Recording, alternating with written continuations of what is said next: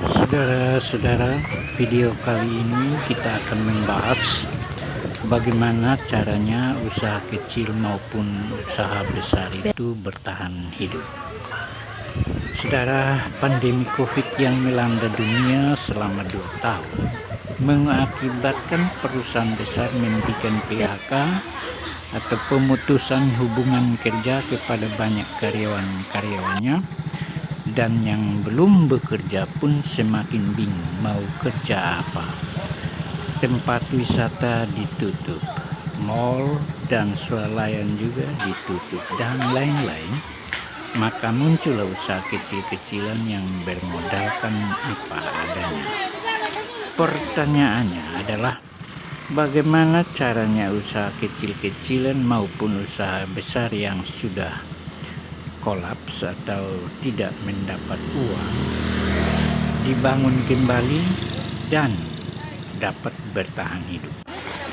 Yang pertama diperhatikan adalah satu, mengikuti perkembangan pasar, dan yang kedua adalah tahu tentang kebutuhan konsumen dari usaha kecil-kecilan sampai dengan usaha besar-besaran, dengan melibatkan konsumen dari semua umur atau usia kecil 5-10 tahun, remaja 11-17 tahun, dan dewasa itu 18 tahun ke atas.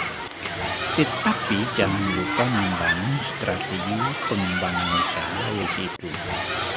Dan strategi pertama adalah menjaga keaslian, dan yang kedua menggunakan hal-hal yang baik atau menunjukkan hal-hal yang baik dan menarik pelanggan. Ketiganya adalah produk atau jasa atau apa saja yang sudah dilakukan. Dan yang tidak kalah penting adalah lakukan pemasaran produk atau jasa secara online maupun offline. Di dalam menjalankan bisnis berskala mikro atau kecil-kecilan maupun yang besar-besaran perlu biaya operasional supaya mampu bertahan.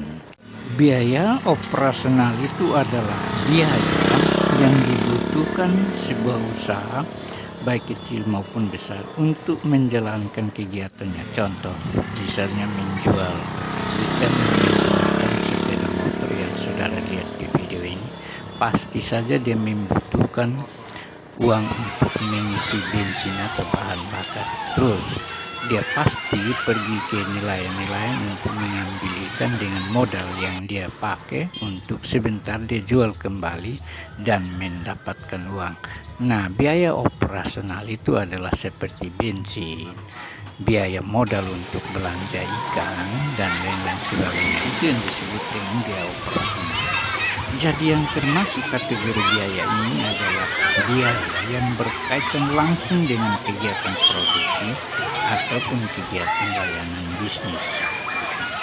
Dan contoh biaya yang termasuk ke dalam biaya operasional adalah biaya penggajian pegawai atau tenaga yang kita pakai, komisi penjualan, pengembalian modal. Biasanya usaha kecil itu meminjam uang dari BRI yang dalam bentuk kur. Kur itu bisa diberikan sebesar 10 sampai dengan 20 juta untuk usaha kecil atau berusaha, dan biaya distribusi produk, dan masih banyak lagi biaya-biaya lain yang termasuk dalam biaya operasional.